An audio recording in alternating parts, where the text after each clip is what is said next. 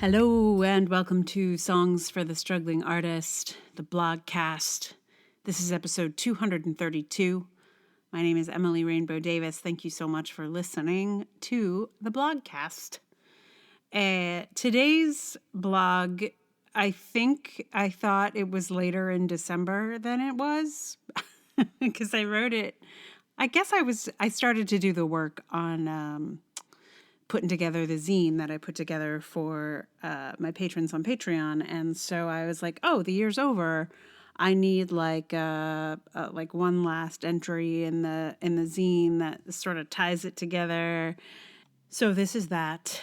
And it's a little silly recap of the year. I just want to warn you though, before I read it to you, that there is some screaming in it. I have done my very best to scream away from the mic and with a little bit of, I'm marking it a little bit, as we say in the theater. I'm pulling it back. I don't want to scream your ears out. So, but there is some screaming. It's sort of theatrical screaming, let us say. So be forewarned. Screams are coming. But regardless, here it is. 2020, year in review. I thought I should sum up this bananas year, as I might want to remember what it was like for me, being all historical and everything. So I did a little month-by-month recap to finish out the year. Happy New Year! Cheers! It's 2020. What a nice round number this is. Maybe this will be my year. 2020. So exciting. Oh yeah, January, and already things are looking up. I'm back in the rehearsal room, getting back on stage next month. It's looking good. Oh, February. The joys of being in a theater full of people pressed into a tiny dressing room with way too many actors and some unidentified randos trying to warm up in small corners, whispering backstage so close to one another. Oh, hey, March! What's up? What? You want us to... What? But I can still take the subway to go see a show, right? And hugging my friend is okay, right? Well, they wouldn't shut down Broadway. They'll never shut down Broadway. Oh, fuck, they shut down Broadway. They shut us all down. No more theater. Anywhere.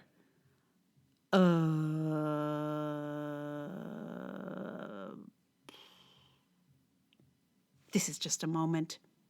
It's just a moment. We'll be back to normal, lickety-split. Let's have those margaritas we were going to have in person online.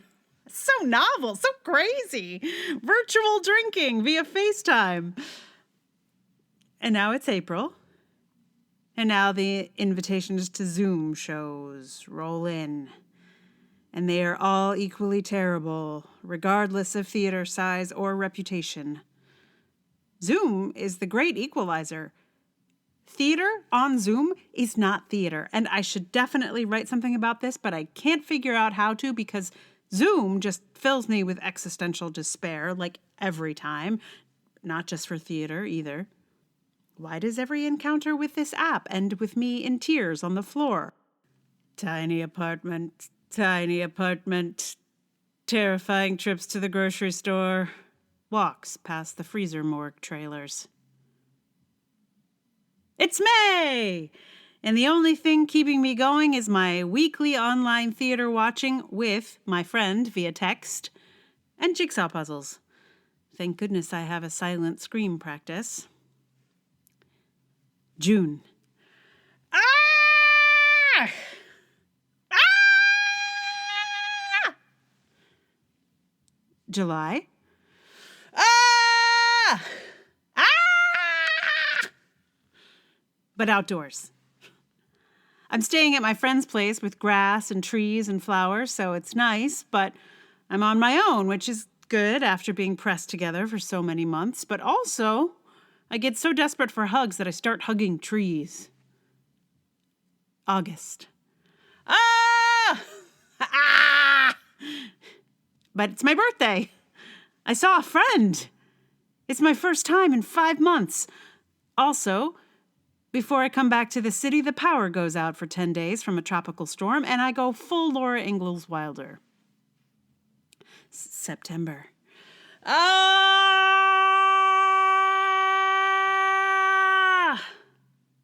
October. But colder and with Halloween decorations. November. A one-day celebration in the street on the day the election is called. A day of euphoria and a lot of cars blaring YG and Nipsey Hussle's FDT, which frankly we should have been blaring for the last 4 years, but it was very satisfying to hear everywhere on this day. In fact, it's how I found out the election had been called. Our downstairs neighbor started playing it at top volume, and then I heard some cheers, and I knew what all that meant. Later in the month, a neighbor has dressed his scary chainsaw-wielding psycho dummy in a turkey suit. And just like that, Halloween decor becomes Thanksgiving decor. December. Time to collect the year's best into the yearly zine and sum it all up, and it's... It's been a brutal year. And we are the lucky ones, just by virtue of surviving it. May we all have a better year next time around. Thanks for keeping me company through it, lovely readers and listeners. Screaming mostly. That's mostly what this one is. I hope I didn't scare my neighbors. That's why I don't really scream. That's why my screaming practice is silent usually, or written. So, it's a nice change of pace. I could actually do a little screaming out loud. Anyway, so for the song, what is it going to be? I wondered. I was going to try and write a screaming song, where I played the ukulele and just said, over it. But I couldn't find the exact right chord progression for the screaming song. And I also thought no one really wants to hear that. I mean, maybe if I could really nail it, I think maybe many a person would enjoy a good screaming song. But yeah, I did not nail it. So what I decided to do was try and pull out a song that I was gonna do earlier in the year and then didn't. And the first thought I had was because I was looking through, the blogs from the year, and I talked a lot about a Taylor Swift song called "The Man" in a blog post about Elizabeth Warren. But I had a whole other song that needed to go there. So I didn't actually, I added it to my songs to learn playlist, but didn't actually ever learn it. So I started to learn it. But then I realized that song is going to be exactly the perfect song for some future blog post. I don't know which one it is, but I know I'm going to need it. And I'm going to be like, dang it, I shouldn't have done "The Man" just for a random year-end post. So I'm saving it. It'll come. I got it in the bank. But what I did realize was that I reworked entirely "Would You Like to Swing on a Star." I can't remember why I thought I would need it. It was for something, but something else went there instead. But I rewrote the lyrics to "Would You Like to Swing on a Star," and I'll tell you why. Do you know this song? If you don't, let me tell you about it. It's a delightful little tune, and it has some really delightful imagery in it about swinging on a star and carrying moonbeams home in a jar. And it's, it's fun and whimsical, and it's about animals. There's a mule and a pig and a fish, and it's delightful. Except for when you start to really listen to the lyrics and you realize that it's this kind of nasty moralistic song where the lyrics sort of say you can be awesome, or would you rather be like a mule and be not go to school? And anyway, it's I don't know what the word is for anti-animal, but it feels anti-animal in a time that doesn't feel good to me. And also that sort of weird moralism about all the lyrics as they are. I mean, check it out if you want to hear it. But I just was like, I don't like it. I don't like it. It's 2020. I don't like it. I'm going to change it. Now, if I had to actually do all of this the proper way, of course, I'm not sure I would be allowed. I'd have to wait for the song to go into public domain. But as it is, hardly anyone listens to the podcast. So I feel relatively free to just mess around. So apologies to the lyricist of Would You Like to Swing on a Star? But here's mine.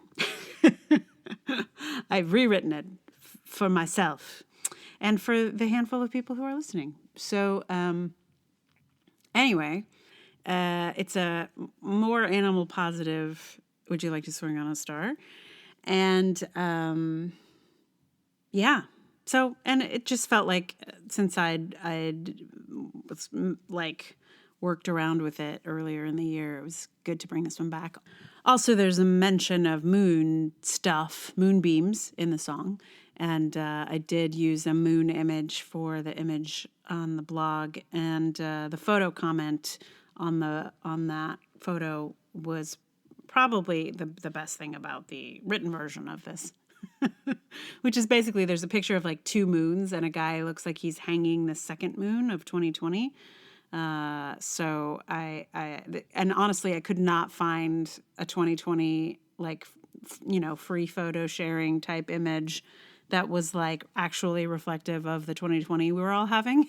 Like, because all the images of 2020 were like from New Year's Eve last year. So they're all really positive. They're like, yay, 2020, woo. Anyway, so in the image, it looks like a guy's like hanging the second moon up in the 2020 because there's two moons. And he's got his hands on the second one and it's a little lower. So my caption on it suggests that he is not in fact hanging that moon. He is taking it down because the moon has caught a terrible moon disease and the two moons need to be separated immediately. That's the real 2020 experience. Anyway, that should be in the podcast art if your podcast app shows you those kinds of things. If it doesn't, you can see it on the actual blog. So Would You Like to Swing on a Star will be up in a moment. Meanwhile, thank you so much for listening. If you would like to share the blog or the podcast or what you're actually listening to, share them both, share it all, share, with anyone, please do. And if you would like to support the podcast with, monies, we have patreon.com/Emily R. Davis, Ko-fi, and PayPal. All those links are in the show notes. And all support is much appreciated. Thank you so much. And without further ado, I give to you, Would You Like to Swing on a Star? With new lyrics. Would you like to swing on a star? Carry moonbeams home in a jar and be better off than you are? Or would you rather be a mule? A mule is an animal with long, funny ears. He kicks up at anything he hears. His back is brawny and his spirit's sweet. He'd love an apple as a special treat. And by the way, if you hate to follow rules, you could take lessons from a mule. Or would you like to swing on a star? Carry moonbeams home in a jar and be better off than you are? Or would you rather be a pig? A pig is an animal with a curly tail. He'll eat his food out of a pail.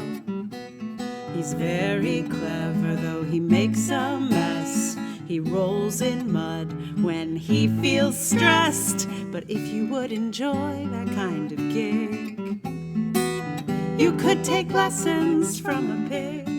Or would you like to swing on a star? Carry moonbeams home in a jar and be better off than you are? Or would you rather be a fish? A fish is happy just to swim in a brook.